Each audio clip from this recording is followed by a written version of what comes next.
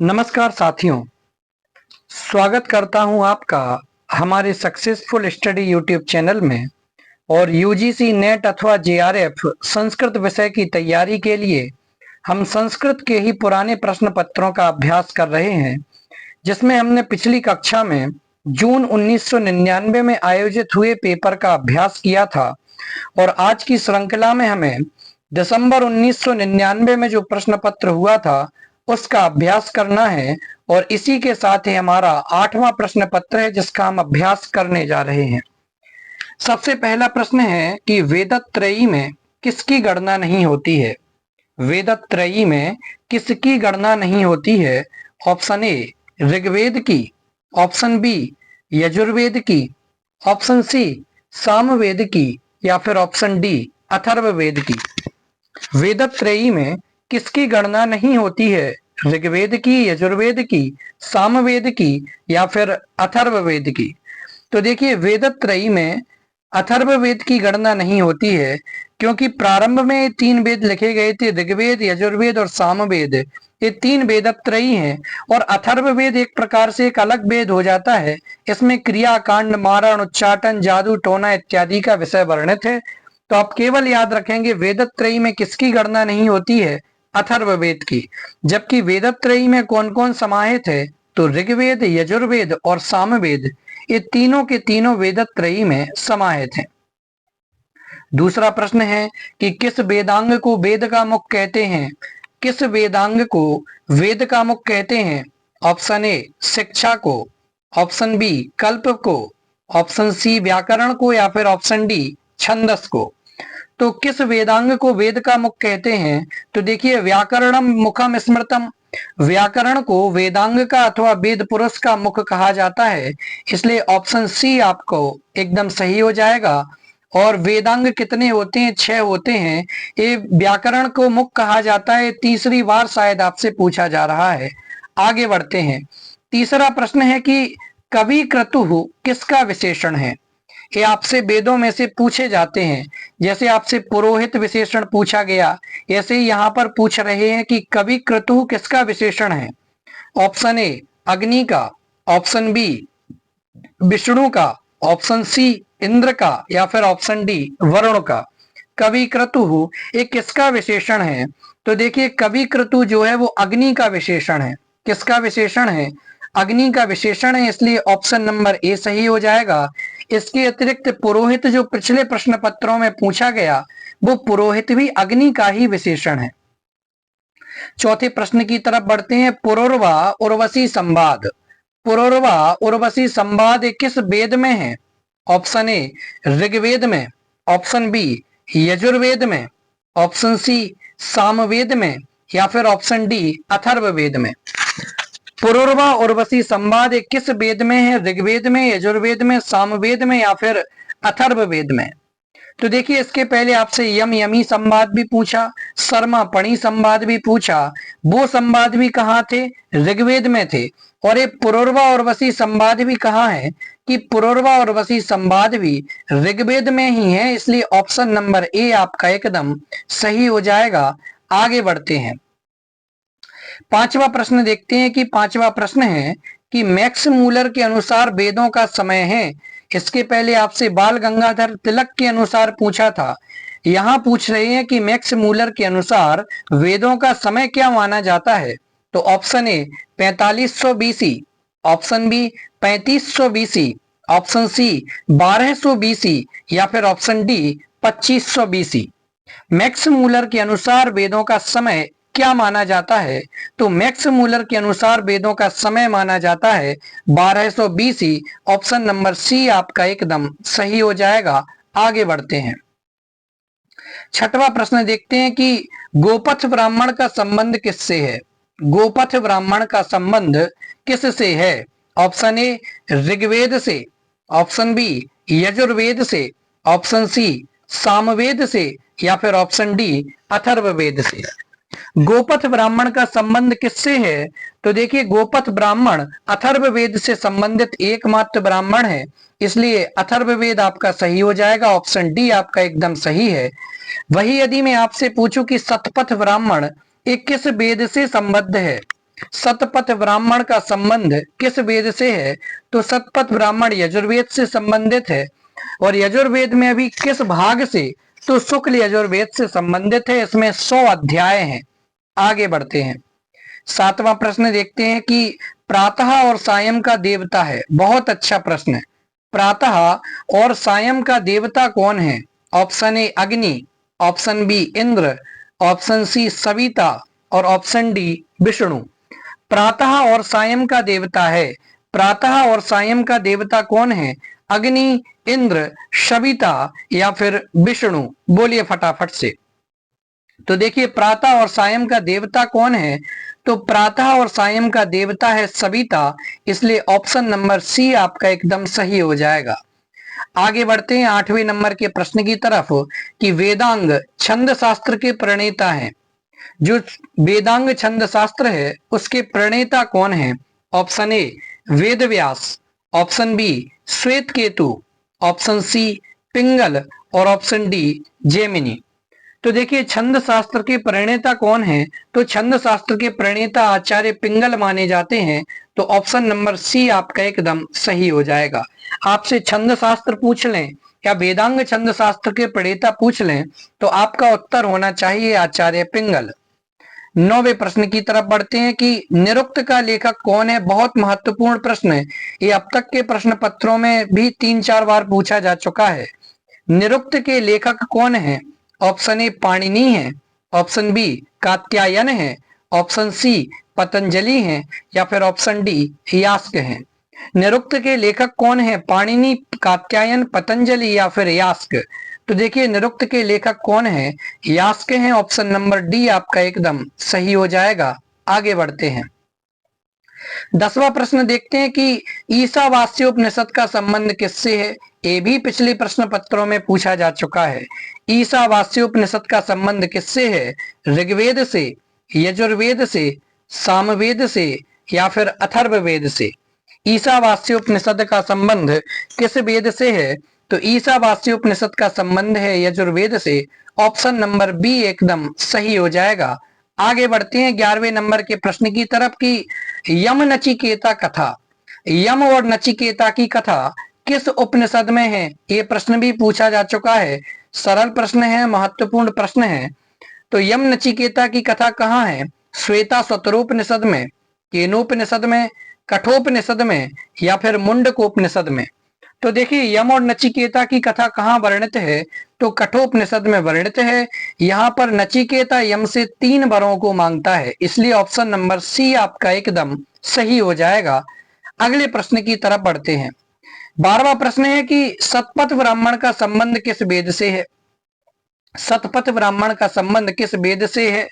Option A Rigveda से, यजुर्वेद से, अथर्ववेद से, सामवेद से। वहां मैंने आपको रेंडमली पूछ लिया था गोपथ ब्राह्मण के साथ शतपथ ब्राह्मण, लेकिन आपसे शतपथ ब्राह्मण 12वें नंबर प्रश्न में भी पूछ लिया कि शतपथ ब्राह्मण का संबंध किस वेद से है? तो यजुर्वेद से है और यजुर्वेद में भी शुक्ल यजुर्वेद से। ऑप्शन नंबर बी आपका एकदम सही हो जाएगा। 13वें प्रश्न की तरफ बढ़ते हैं। बहुत महत्वपूर्ण प्रश्न, कई बार भले ही आपसे हेतु चेंज कर दिया लेकिन सत्कार्यवाद का साधक एक हेतु आपसे जरूर पूछ रहे हैं और लगभग हर प्रश्न में पूछा जा रहा है, हर प्रश्न पत्र में पूछते हैं। सत्कार्यवाद का साधक हेतु कौन सा है? ऑप्शन ए उपादान ग्रहणात्, ऑप्शन बी त्रैगुण्य विपर्यात्, ऑप्शन सी उपलब्धे और ऑप्शन डी त्रैगुण्यात्। तो सत्कार्यवाद का साधक एक हेतु कौन सा है? तो उपादान ग्रहणात्। ये सत्कार्यवाद का साधक एक हेतु है। आपको 5 हेतु को अपने ख्याल में रखना चाहिए, आपके दिमाग में होना चाहिए। और ये प्रश्न पत्र न कि केवल नेट की तैयारी के लिए बल्कि नेट के अलावा भी और विषयों की तैयारी के लिए भी और प्रश्न पत्रों की तैयारी के लिए भी महत्वपूर्ण है। 14वां प्रश्न देखते हैं कि सांख्य के अनुसार आकाश का कारण है। सांख्य के अनुसार आकाश का कारण क्या है? ऑप्शन ए ईश्वर, ऑप्शन बी अव्यक्त, ऑप्शन सी अहंकार और ऑप्शन डी शब्द तन्मात्रा। सांख्य दर्शन के अनुसार आकाश का कारण क्या है? तो सांख्य दर्शन के अनुसार आकाश का कारण है शब्द तन्मात्रा। ऑप्शन नंबर डी आपका एकदम सही हो जाएगा। शब्द तन्मात्रा कहो या शब्द कहो एक ही बात है। तो सांख्य आकाश का कारण किसे मानते हैं? तो सांख्य दर्शन वाले लोग आकाश का कारण शब्द को अथवा शब्द तन्मात्रा को मानते हैं। चलिए 15वां प्रश्न देखते हैं कि प्रकृति का प्रथम परिणाम है। प्रकृति का प्रथम परिणाम क्या है? तो देखिए प्रकृति का प्रथम परिणाम ऑप्शन ए पुरुष, ऑप्शन बी तन्मात्र, ऑप्शन सी महत और ऑप्शन डी अहंकार। बोलिए प्रकृति का प्रथम परिणाम क्या है? तो देखिए प्रकृति का प्रथम परिणाम क्या है? तो प्रकृति का प्रथम परिणाम महत है। इसके पिछले प्रश्न पत्रों में आपसे पूछा था कि प्रकृति का द्वितीय परिणाम क्या है? तो अहंकार है। प्रकृति से महत की उत्पत्ति हुई, महत से अहंकार की उत्पत्ति हुई, अहंकार से पंच तन्मात्राओं की उत्पत्ति हुई बताई गई है। तो प्रकृति का प्रथम परिणाम आपसे पूछा जाए तो महत होगा उत्तर, और प्रकृति का द्वितीय परिणाम पूछा जाए तो अहंकार होगा आपका उत्तर। आगे बढ़ते हैं 16वें नंबर का प्रश्न है कि सांख्य दर्शन के अनुसार प्रमाणों की संख्या कितनी है? तो ये भी सरल प्रश्न है और पूछा भी जा चुका है। सांख्य दर्शन के अनुसार प्रमाणों की संख्या कितनी है? ऑप्शन ए 10, ऑप्शन बी त्रीणी अर्थात 3, ऑप्शन सी पंच अर्थात 5 और ऑप्शन डी 60 अर्थात 6। सांख्य दर्शन के अनुसार प्रमाणों की संख्या कितनी? तो सांख्य दर्शन के अनुसार प्रमाणों की संख्या त्रीणी अर्थात 3 है। ऑप्शन नंबर आपका बी सही हो जाएगा। आगे बढ़ते हैं 17वां प्रश्न है कि वेदांत के अनुसार अनुबंध होते हैं। ये भी इंपॉर्टेंट प्रश्न है। आपको बताया था कि अनुबंध कितने प्रकार का होता है? तो अनुबंध 4 प्रकार का होता है। अधिकारी, विषय, संबंध और प्रयोजन। आपको उम्मीद है, मुझे ख्याल होगा, अधिकारी, विषय, संबंध और प्रयोजन, ये 4 प्रकार का अनुबंध होता है वेदांत दर्शन के अनुसार। आपसे किसी भी प्रकार से पूछा जा सकता है कि निम्न में से कौन अनुबंध नहीं है, निम्न में से कौन अनुबंध है, अनुबंध के 4 प्रकार किस दर्शन में है और अनुबंध कितने प्रकार का है। तो आपको हर प्रकार से तैयार होना है। 18वां प्रश्न है कि अज्ञान का स्वरूप क्या है? अज्ञान का स्वरूप क्या है? ऑप्शन ए अनिर्वचनीय है, ऑप्शन बी वस्तु है, ऑप्शन सी अभाव है या फिर ऑप्शन डी सत है। बोलिए अज्ञान का स्वरूप किस प्रकार का है? अनिर्वचनीय, वस्तु, अभाव या फिर सत। तो देखिए अज्ञान का स्वरूप है अनिर्वचनीय, जिसे कहा नहीं जा सकता है, इतना गहन अज्ञान का स्वरूप है। ऑप्शन नंबर ए आपका एकदम सही हो जाएगा। 19वें प्रश्न की तरफ बढ़ते हैं और 19वां प्रश्न है कि अज्ञान का अस्तित्व कराने वाला बोधक प्रमाण है। अज्ञान का अस्तित्व बोधक प्रमाण है, जिसके माध्यम से अज्ञान का अस्तित्व पता चले, वो प्रमाण का नाम कौन सा है? ऑप्शन ए उपमान, ऑप्शन बी अपरोक्षानुभव, ऑप्शन सी अनुपलब्धि और ऑप्शन डी अर्थापत्ति। अज्ञान का अस्तित्व बोधक प्रमाण कौन सा है? तो अज्ञान का अस्तित्व बोधक प्रमाण है अर्थापत्ति, इसलिए ऑप्शन डी आपका एकदम सही हो जाएगा। और एक महत्वपूर्ण प्रश्न है जिसे आप याद रखेंगे। 20वें प्रश्न की तरफ बढ़ते हैं कि निम्नलिखित में से एक कर्मेंद्रिय है। निम्नलिखित में से एक कर्मेंद्रिय, आप सभी जानते हैं कि 5 कर्मेंद्रिय होती हैं, इनमें से एक कर्मेंद्रिय का नाम क्या है? ऑप्शन ए श्रोत्र, ऑप्शन बी वाक, ऑप्शन सी घ्राण और ऑप्शन डी चक्षु। तो कर्मेंद्रिय कौन है? तो वाक एक कर्मेंद्रिय है। ऑप्शन नंबर बी आपका एकदम सही हो जाएगा। चलिए आगे बढ़ते हैं 21वें प्रश्न की तरफ कि न्याय वैशेषिक दर्शन के अनुसार द्रव्य नहीं है। न्याय वैशेषिक दर्शन के अनुसार द्रव्य क्या नहीं है? ऑप्शन ए तेज, ऑप्शन बी जल, ऑप्शन सी तम और ऑप्शन डी मन। न्याय वैशेषिक दर्शन के अनुसार द्रव्य क्या नहीं है? तो न्याय वैशेषिक दर्शन के अनुसार तम नाम का कोई भी द्रव्य नहीं है, जबकि तेज, जल और मन, ठीक है ना, ये सभी क्या है? एक द्रव्य है। पृथ्वी अप तेजो वायवाकाश काल दिगात्मनांसी मनहा, ठीक है ना। चलिए 22वां प्रश्न देखते हैं कि न्याय मतानुसार असमवायी कारण होता है। न्याय मत के अनुसार असमवायी कारण होता है, तो असमवायी कारण कौन होता है?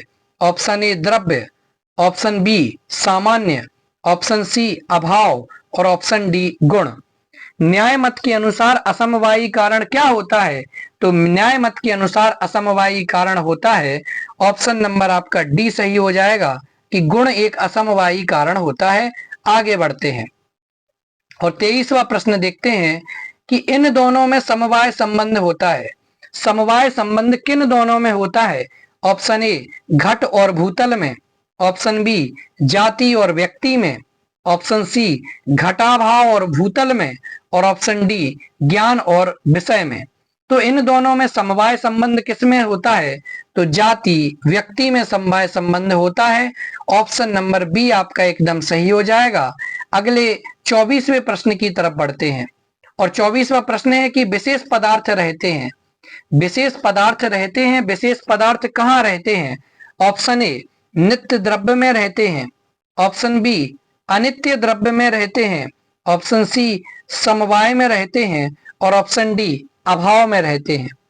विशेष पदार्थ कहाँ रहते हैं? नित्य द्रव्य में, अनित्य द्रव्य में, समवाय में या फिर अभाव में। तो जो विशेष पदार्थ हैं वो नित्य द्रव्य में ही रहा करते हैं, इसलिए ऑप्शन ए आपका एकदम सही होगा। 25वां प्रश्न देखते हैं। टी संज्ञा विधायक सूत्र है। जिस सूत्र के माध्यम से टी संज्ञा होती है वो सूत्र कौन सा है? ऑप्शन ए अर्थवद धातु रप प्रत्यय, ये तो प्रातिपदिक संज्ञा का सूत्र है। ऑप्शन बी ईदु दे द्विवचनम, ये प्रग्रह्य संज्ञा का सूत्र है। न वा तो न वेती विभाषा, ये विभाषा संज्ञा का सूत्र है। जबकि अचोन्त्यादि, ठीक है ना, अंतिम, ठीक है ना, अंतिम स्वर को, हाँ अचोन्त्यादि टी, अचोन्त्यादि टी, ठीक है ना, ये आपका क्या होगा? अंतिम स्वर। ये टी संज्ञा विधायक सूत्र है, ऑप्शन डी आपका सही हो जाएगा। 26वां प्रश्न देखते हैं कि आ, आई और औ इनकी कौन सी संज्ञा होती है? आ, आई और औ इनकी कौन सी संज्ञा होती है? ऑप्शन ए गुण संज्ञा होती है, कि वृद्धि संज्ञा होती है, कि सवर्ण संज्ञा होती है, कि पद संज्ञा होती है। तो देखिए आ, आई और औ आप सभी जानते हैं वृद्धि रादैच, वृद्धि आत और ऐच, यानी दीर्घ आ, आई और औ इनकी कौन सी संज्ञा हो जाती है? इनकी वृद्धि संज्ञा हो जाती है, इसलिए ऑप्शन नंबर बी एकदम सही हो जाएगा। जबकि आगे बढ़ते हैं, चलिए 27वें प्रश्न की तरफ की निष्ठा संज्ञा विधायक सूत्र कौन सा है? निष्ठा संज्ञा विधायक सूत्र कौन सा है? ऑप्शन ए तुल्यास्य प्रयत्नम, ये तो सवर्ण संज्ञा विधायक सूत्र है। यु स्त्राख्यौ, ये नदी संज्ञा विधायक सूत्र है। अदिंग गुणा, ये गुण संज्ञा विधायक सूत्र है। जक्ति इक्त इक्तवतु, ये निष्ठा संज्ञा विधायक सूत्र है, यानी इक्त और इक्तवतु प्रत्ययों की निष्ठा संज्ञा हो जाती है, इसलिए ऑप्शन नंबर डी आपका एकदम सही हो जाएगा। 28वें प्रश्न की तरफ बढ़ते हैं और 28वां प्रश्न क्या है कि अपादान संज्ञा विधायक सूत्र है। अपादान संज्ञा विधायक सूत्र कौन सा है? ऑप्शन ए स्वतंत्र, ये तो कर्ता कहलाता है। साधकतमम, ये तो करण की परिभाषा वाला सूत्र है। ध्रुवमपाए, ये अपादान की परिभाषा वाला सूत्र है, अपादान संज्ञा वाला सूत्र है। और कर्मणा यमभि प्रेति ससंप्रदानम, ये संप्रदान संज्ञा वाला सूत्र है। हमसे पूछा है अपादान संज्ञा वाला सूत्र क्या है? तो ध्रुवमपाए पादानम, अर्थात जहां से दूरीकरण हो, तो जिससे दूरीकरण हो रहा है वो अपादान कहलाता है, इसलिए ऑप्शन नंबर सी आपका एकदम सही हो जाएगा। 29वां प्रश्न देखते हैं कि अभि प्लस क्रुद्ध धातु के योग में विभक्ति आती है। अभि प्लस क्रुद्ध धातु के योग में कौन सी विभक्ति आती है? ऑप्शन ए द्वितीया विभक्ति, ऑप्शन बी तृतीया विभक्ति, ऑप्शन सी चतुर्थी विभक्ति, और ऑप्शन डी पंचमी विभक्ति। अभी प्लस क्रुद्ध धातु के योग में कौन सी विभक्ति आती है? तो आप समझ लीजिए कि वैसे तो क्रुद्ध इत्यादि के जुगुप्सा विराम प्रमाद अर्थानाम, ठीक है ना, क्रोध इत्यादि के योग में चतुर्थी विभक्ति आती है।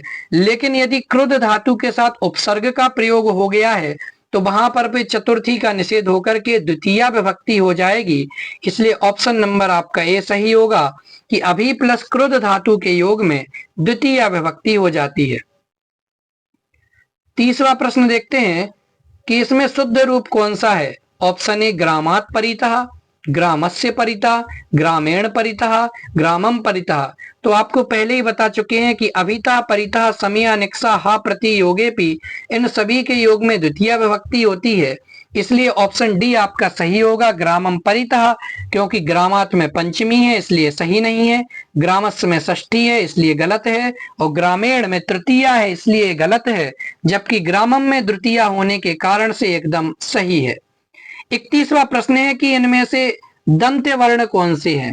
इनमें से दंत्य वर्ण कौन सा है? ऑप्शन ए क और खा, ऑप्शन बी च छ, ऑप्शन सी टा ठा, और ऑप्शन डी ता और था। इनमें से दंत्य वर्ण कौन सा है? का अथवा खा, चा और छा, टा और ठा, और ता और था। बोलिए, इनमें से दंत वर्ण कौन सा है? तो देखिए, ता और था वर्ण ऐसे हैं जो कि दंत वर्ण कहलाते हैं। कौन से? दंत वर्ण कहलाते हैं, इसलिए ता और था आपके दंत वर्ण की कोटि में आएंगे। चलिए आगे बढ़ते हैं। लितु लसानम दंता, आपने सूत्र पढ़ा होगा, तवर्क के वर्ण इसी में ही आते हैं। यथारूपम इस पद में समास है। अव्ययी भाव समास से भी कोई ना कोई उदाहरण पूछा जा रहा है। यथारूपम, रूपस्य योग्यम, ये किस समास का उदाहरण है? अव्ययी भाव समास का, द्विगु समास का, द्वंद्व समास का, या फिर बहुब्रीहि समास का? तो यथारूपम इस पद में कौन सा समास है? तो यथारूपम इस पद में अव्ययी भाव समास है, रूपस्य योग्यम। ऑप्शन ए आपका एकदम सही हो जाएगा। 33वां प्रश्न देखते हैं कि ग्रिम नियम के अंतर्गत भा का परिवर्तित रूप क्या है? ग्रिम नियम के अंतर्गत भा का परिवर्तित रूप क्या है? ऑप्शन ए हलंत पा, ऑप्शन बी हलंत फा, ऑप्शन सी हलंत वा, या फिर ऑप्शन डी हलंत मा।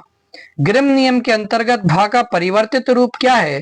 तो ग्रिम नियम के अंतर्गत भा का परिवर्तित रूप है वा, यानी आपका ऑप्शन नंबर सी एकदम सही हो जाएगा। आगे बढ़ते हैं। 35वां प्रश्न देखते हैं कि एकाक्षरी भाषा है, एक अक्षर वाली भाषा कौन सी है? ऑप्शन ए तुर्की भाषा, चीनी भाषा, जर्मन भाषा, अवेस्ता भाषा। एकाक्षरी भाषा कौन सी है?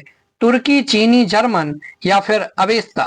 तो देखिए, तुर्की कौन सी भाषा है, सॉरी, एकाक्षरी भाषा कौन सी है? तो चीनी भाषा जो है वो आपकी एक अक्षरी भाषा है। कौन सी भाषा है? चीनी। चीनी एक अक्षरी भाषा है। 36वां प्रश्न देखते हैं कि वर्णन नियम के अनुसार क का परिवर्तित रूप है। वर्णर के नियम के अनुसार का परिवर्तित रूप कौन सा है? हलंत ख, हलंत ग, हलंत घ, या फिर हलंत ग। बोलिए, हलंत न क्या है? वर्णर के नियम के अनुसार का परिवर्तित रूप कौन सा है?